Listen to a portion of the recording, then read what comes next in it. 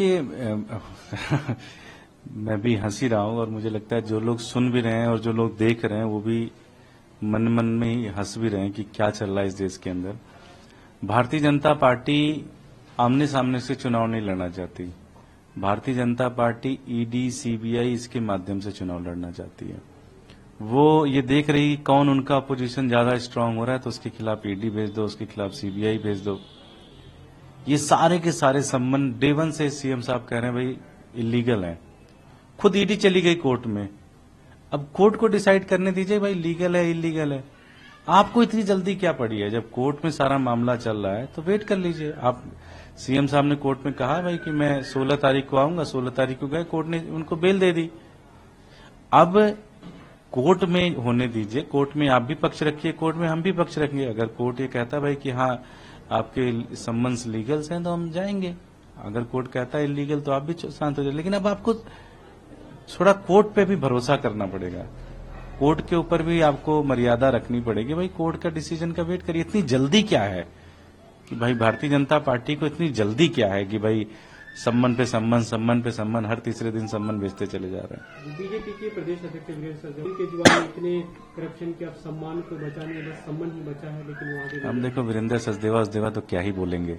ठीक है, पूरी एमसीडी तो लूट के बैठे हुए हैं सबके सब। ये क्या बोलेंगे? वीरेंद्र सचदेवा क्या बोलेंगे? इनके सारे लोग क्या बोलेंगे? आज पूरी की पूरी एमसीडी कंगाल हो गई, भ्रष्टाचार की भेंट चढ़ गई। अच्छे से जांच हो जाए तो सारे के सारे जेल चले जाएंगे।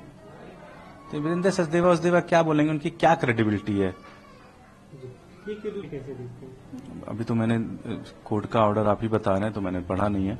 जो भी होगा कोर्ट का जो भी आदेश होगा उसको फॉलो करेंगे हम लोग। बीजेपी इसे लेकर भी सवाल उठा रही है।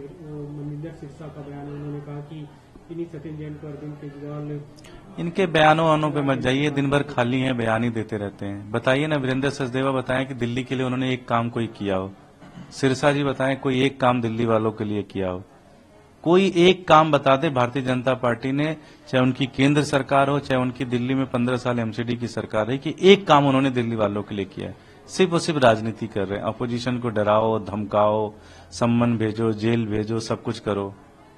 लेकिन आप लोग क्योंकि कहते हैं कि गलत तरीके से इन लोगों को जेल में रखा गया, लेकिन उनका कहना है कि जब अगर इस मामले में कोई वो नहीं है तो बेल क्यों नहीं मिल रहा है सचिन जैन के मामले? इस पे भी हमने कई बार बोल दिया। जो आपने ईडी के एक्ट में बदलाव लाया है, पहले तो ये होता था भाई कि गिल्टी जब तक कोर्ट ना कह दे। अब जिस दिन आपने एफआईआर कर दिया बंदा गिल्टी, अब खुद ही वो प्रूव करे कि वो गिल्टी है या नहीं गिल्टी है। तो इसलिए लग रहा है समय, कोई बात नहीं, बाहर निकलेंगे, उसमें क्या दिक्कत है। जवाहरलाल नेहरू जी 16 साल तक जेल में रहे हैं, हम तो अभी 1 साल 1.5 साल हुआ है। तो अगर इतनी बड़ी लड़ाई आपने छेड़ी है इस देश में बदलाव के लिए तो आपको जेल होल से नहीं डरना चाहिए।